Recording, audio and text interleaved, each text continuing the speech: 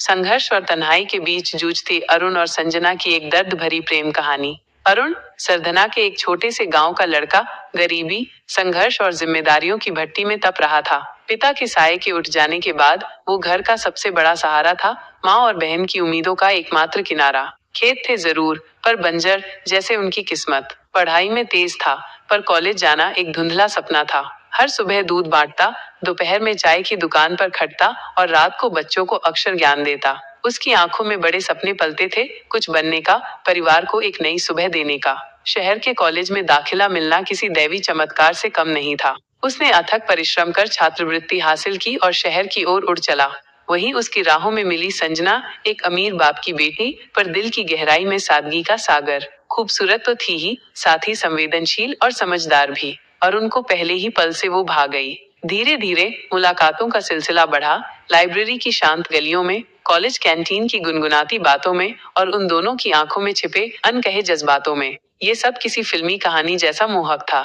एक शाम कॉलेज की छत पर तारों भरी रात के तले अरुण ने हिचकिचाते हुए अपने दिल का हाल कह दिया। संजना की मुस्कान ने जवाब दिया, मुझे भी तुमसे प्यार हो गया है। अरुण और संजना का प्यार अब परवान चढ़ने लगा, जैसे कोई नाजुक पौधा धूप और स्नेह पाकर बढ़ता है। पर जिंदगी कहाँ इतनी सीधी राहों पर चलती है।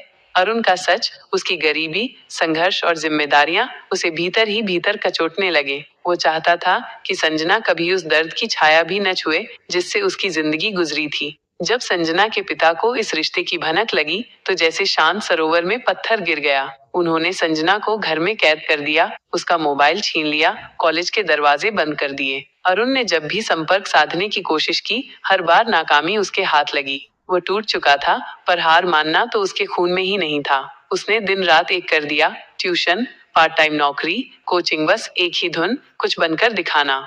3 साल बीत गए। अरुण अब एक सरकारी अफसर बन चुका था, सफलता की सीढ़ियां चढ़ चुका था।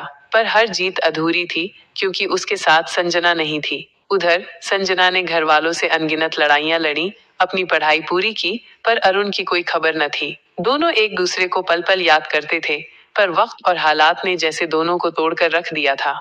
एक दिन अरुण को एक पुरानी डायरी मिली संजना की, जो उसने कॉलेज में दी थी। उसके पन्ने पर लिखा था, अगर तुम मुझसे दूर भी हो गए तो मेरी आत्मा हमेशा तुम्हारे साथ रहेगी। तुम मेरी वजह से रुको मत, उड़ो, अपनी मंजिल पाओ, और जब लौटो मैं तुम्हारा इंतजार करूंगी। उस दिन अरुण फूट फूट कर रोया।